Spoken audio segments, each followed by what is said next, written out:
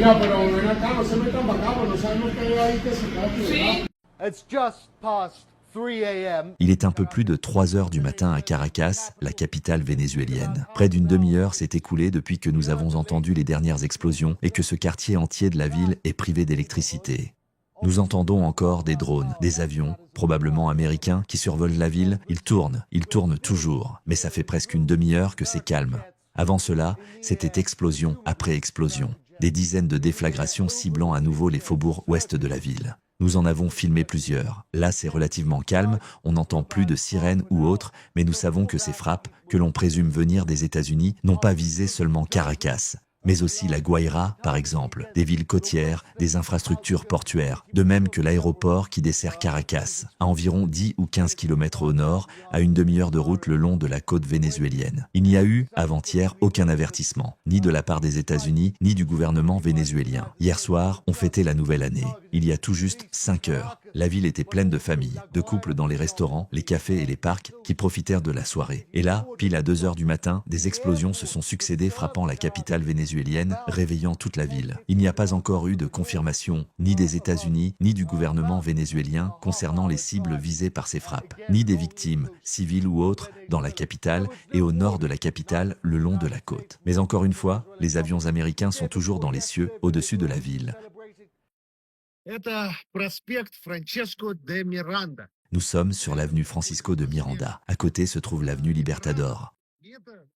Ce sont les artères principales de Caracas. Normalement, il y a des embouteillages permanents, des centaines et des centaines de voitures, beaucoup de monde, et tous les magasins sont ouverts. Mais aujourd'hui, il n'y a personne, absolument personne. Pas une voiture, pas un passant. Comme beaucoup de Vénézuéliens, les gens préfèrent rester chez eux en ce moment, car ils ne savent pas ce qui peut arriver s'ils sortent dans la rue. Tout le monde a peur. Même la cuisinière de notre hôtel a refusé de venir préparer le petit déjeuner, tout simplement parce qu'elle a peur.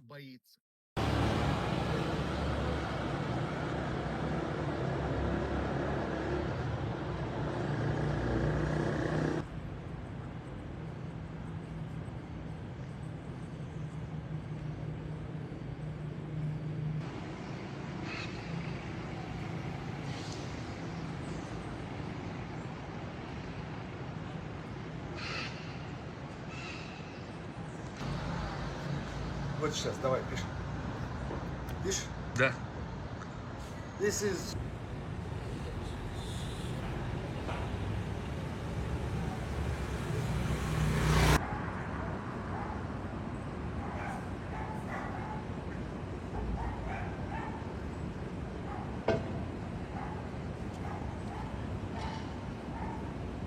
Tôt ce matin, à 2 heures du matin, heure du Venezuela, les États-Unis ont violé le droit international une fois de plus en bombardant le Venezuela, la capitale Caracas, le port de la Guaira qui est juste à côté de la ville capitale, et puis certaines villes et aéroports du pays, dans le but d'enlever le président Maduro, donc qui est aux mains des États-Unis, comme l'a confirmé la vice-présidente Delcy Rodriguez en exigeant des preuves de vie du président Maduro.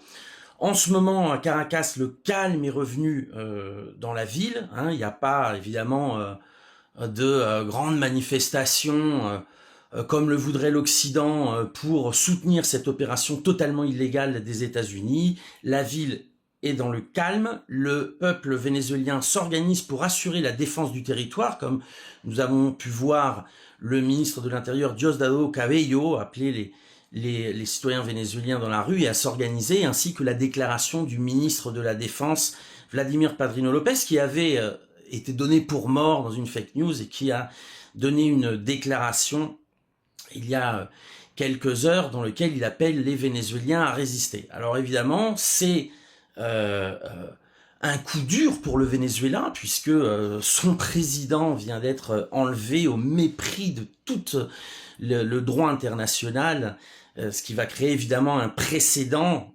non seulement pour le Venezuela, mais aussi pour toute l'Amérique latine. Hein. On a vu que les États-Unis veulent reprendre le contrôle de toutes les ressources des pays d'Amérique latine et en expulser des concurrents comme la Russie et surtout la Chine.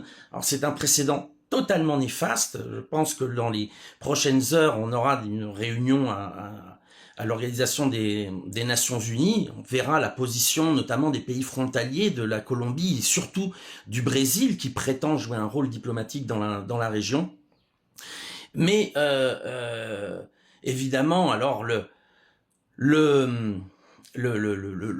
prétexte de la lutte antidrogue, évidemment, plus personne n'y croit, même aux États-Unis.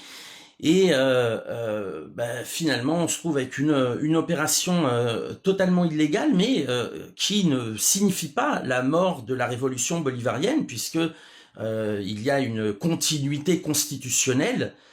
Premièrement, le président a été enlevé, donc il continue d'être le président du Venezuela. Il y a une continuité, il y a la vice-présidente, Delcy Rodriguez, il y a le haut commandement militaire qui a ratifié son soutien au président légitime Nicolás Maduro. Donc nous verrons aussi dans les heures qui viennent comment cela va évoluer. Et vers quoi cela va évoluer? Est-ce que le calme se maintiendra? Est-ce qu'il y aura une poursuite des actions militaires des États-Unis? Le peuple vénézuélien est prêt à y faire face, non?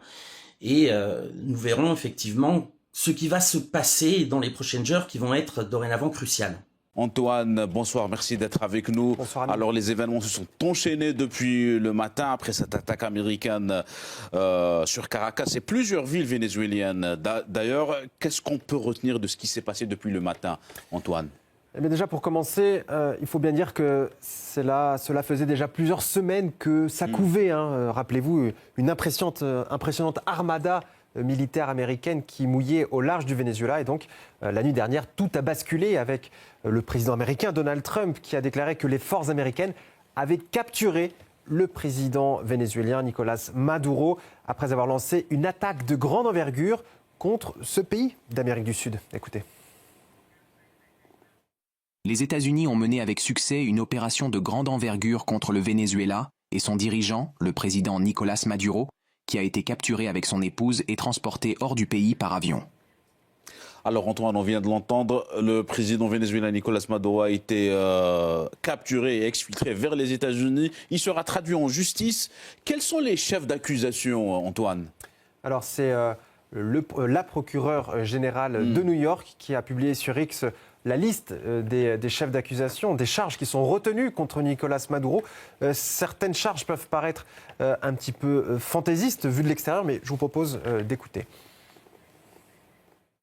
Nicolás Maduro et son épouse Cilia Flores ont été inculpés dans le district sud de New York. Ils subiront bientôt toute la colère de la justice américaine sur le sol américain devant les tribunaux américains. Oui, certaines de ces charges retenues contre Maduro pourraient même prêter à sourire si ce n'était pas dramatique pour lui. Parce que si on parle de production de cocaïne, puisqu'il est largement question de narcotrafic, eh bien, il faut dire que la majorité de la drogue consommée sur le sol américain provient de Colombie et pas du Venezuela. Et de la même façon, cette drogue, elle arrive en majorité via le Mexique voisin des États-Unis et non pas du Venezuela. Donc il y a sans doute autre chose derrière ces charges, mais ça, on en parlera un petit peu plus tard si vous le voulez bien. Bref, il faudra vraiment regarder de plus près pour savoir quelles sont les raisons derrière ce coup de force. Mais revenons sur ce qui s'est passé pour revenir à votre première question. Alors nous avons la chance d'avoir un de mes collègues reporters de RT International, Mourad Gazdiev, qui travaille pour RT International en anglais. Et il était sur place la nuit dernière à Caracas. Et voici comment il a vécu ces événements. Nous nous sommes réveillés aujourd'hui à 2 h du matin à cause des fenêtres qui tremblaient. Des explosions retentissaient partout dans la ville, qui est maintenant enveloppée de fumée. Ça sent partout le brûlé, comme cela arrive souvent après des frappes de grande ampleur. Il y a eu environ 20 explosions dans la ville que nous avons vues et entendues. L'état d'urgence est désormais instauré dans la ville. Dans les rues, on voit partout des militaires, des policiers, des postes de contrôle. Les déplacements ne sont pas recommandés. Alors on a vu Gazdiev à Caracas. Quelle est la situation maintenant dans le pays, Antoine? Alors on parle quand même, je tiens quand même à prendre un petit peu de recul et savoir ce qui s'est réellement passé. On parle d'une attaque aérienne contre un pays souverain une agression qui va contre l'ensemble des textes internationaux. Il y a eu des morts, le président a disparu. Imaginez-vous un petit peu, vous réveillez ce matin, vous êtes vénézuélien et vous apprenez tout ça. Le couple présidentiel, oui. Le couple présidentiel, le président ainsi que sa femme. Donc après un premier communiqué publié tôt ce matin, la vice-présidente Delcy Rodriguez, qui était auparavant ministre des Affaires étrangères, a pris la parole à 6h du matin, heure locale, et voici ce qu'elle a dit notamment. Nous condamnons cette forme cruelle et barbare d'agression contre notre peuple qui a coûté la vie à des fonctionnaires et militaires devenus des martyrs pour notre pays, ainsi qu'à des civils vénézuéliens innocents dans différents lieux de l'attaque, tant dans la capitale que dans les États d'Aragua, de Miranda et de La Guaira. Alors ce n'était qu'un extrait de son intervention, mais dans cette même prise de parole, Delcy Rodriguez a admis qu'elle ne savait pas où se trouvait le président à l'heure actuelle, enfin tout du moins à l'heure où elle parlait, ainsi que sa femme, comme vous l'avez dit. Elle a demandé, même exigé de la part de Donald Trump, qu'il donne au plus vite une preuve de vie, un signe de vie de Nicolás Maduro. Le cas de figure d'une telle action des États-Unis, il faut bien dire que ça avait été déjà prévu, on le sait, comme je vous le disais tout à l'heure, cette armada impressionnante, tout le monde savait que quelque chose couvait. Et donc ce cas de figure avait été plus ou moins prévu par les autorités vénézuéliennes. Et dans ce cas-là, un seul mot d'ordre, tous à la rue et la mobilisation des forces armées. Donc voilà, c'est dans l'état dans lequel se trouve la société vénézuélienne en ce moment où l'on parle. Bref, l'état d'urgence pour la défense de la patrie. Je cite les mots de Delcy Rodriguez. Alors il est encore relativement tôt en Amérique du Sud, mais il faudra suivre ce qui se passe au niveau de la population vénézuélienne. On a d'ores et déjà des premières images qui nous arrivent, comme quoi la population répond et descend dans la rue massivement. Vous avez évoqué la population vénézuélienne. Et Antoine, qu'en est-il des réactions internationales ? Alors j'aimerais commencer par le pays voisin du Venezuela, qui partage plus qu'une frontière, c'est la Colombie, dont le président a réagi sur les réseaux sociaux, sur X, en rappelant son attachement aux principes de l'ONU. La Colombie réaffirme son engagement sans réserve envers les principes consacrés par la Charte des Nations Unies, en particulier le respect de la souveraineté et de l'intégrité territoriale des États, l'interdiction de recourir ou de menacer de recourir à la force, ainsi que le règlement pacifique des différends internationaux. À cet égard, le gouvernement colombien rejette toute action militaire unilatérale susceptible d'aggraver la situation ou de mettre en danger la population civile. Alors toujours en Amérique du Sud, j'aimerais partager avec vous la réaction du président brésilien Lula da Silva, qui a déclaré que ces explosions sur le territoire du Venezuela, cette agression et la capture de son président constituent, je cite, une ligne rouge et un dangereux précédent pour le monde. Autre allié de taille du Venezuela, c'est la Russie, bien sûr. Alors, dans un premier temps, c'est le ministère des Affaires étrangères qui a publié un premier communiqué, dont voici un extrait. L'Amérique latine doit demeurer une zone de paix, telle qu'elle s'est proclamée en 2014. Le Venezuela doit se voir garantir le droit de déterminer son propre destin sans aucune ingérence extérieure destructrice, encore moins militaire. Alors, dans un deuxième temps, elle a publié un second communiqué dans lequel elle parlait plus spécifiquement du cas de Nicolás Maduro, comme quoi il aurait été enlevé, puisqu'on peut parler d'un enlèvement. Et il a bien sûr appelé à sa libération la plus rapide possible.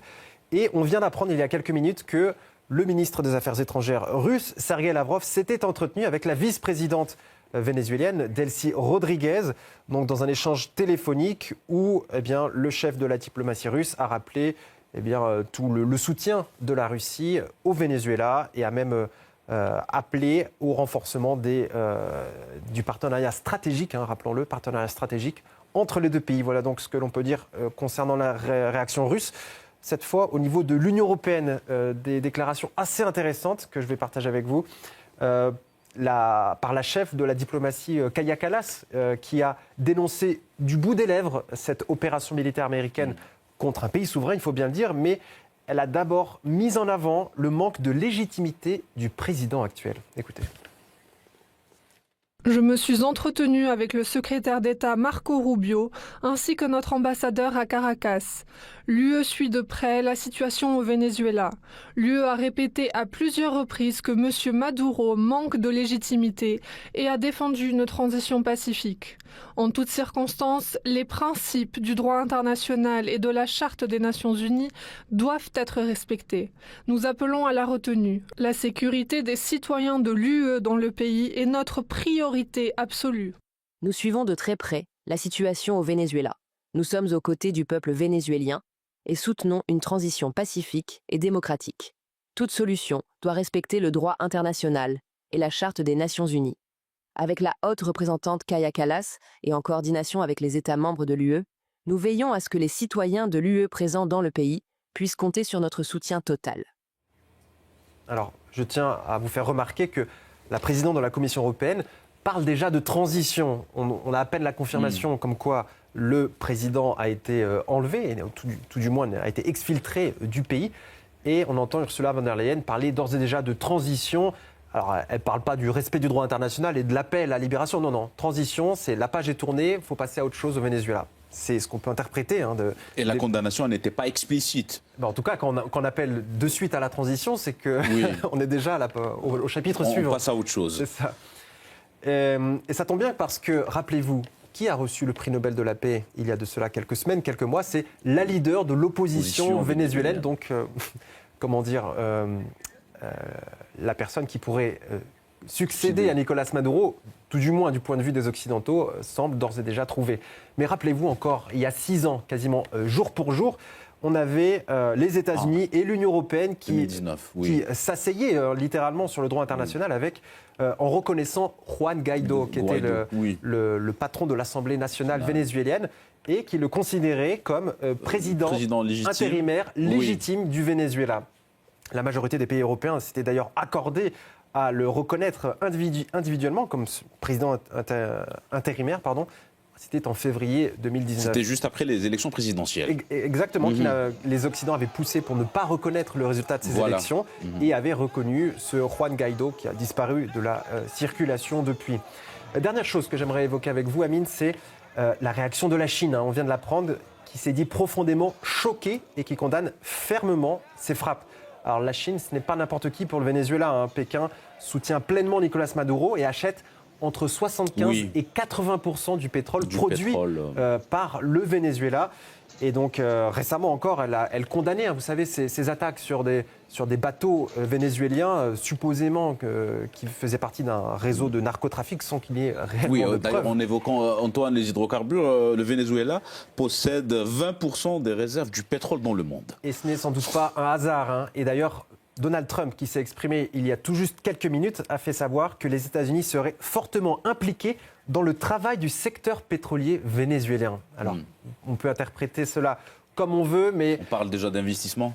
Alors, d'investissement, ou tout du moins de reprise en main. Reprise. Et ça veut déjà dire que, voilà, c'est sans doute les réelles raisons qui sont derrière ce coup de force américain au Venezuela. Exactement. Et d'ailleurs, le président américain a décidé d'endosser pleinement cette doctrine Monroe, tout du moins le renouvellement de celle-ci, qui considère le reste des Amériques comme le précaré de Washington, avec aujourd'hui l'exemple d'une ingérence claire, nette et revendiquée contre Caracas. Et non conforme au droit international. Faut-il le rappeler ? Oui. Antoine, merci pour tous ces éléments concernant cette opération militaire américaine au Venezuela. Et bien sûr, on reste attentif à la situation. Merci Antoine.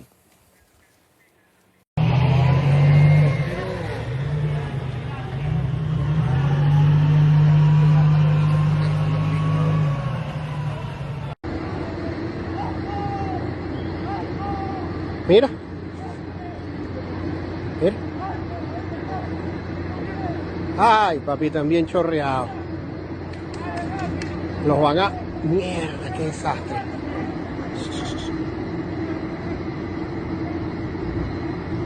Mira.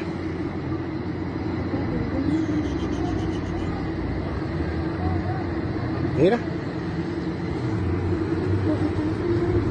Mira. Bajando a la gente, mira, parando carro. Bueno, me imagino que están defendiendo la posición, pero no les va a durar mucho. No, van a ir por ellos, Mira esto.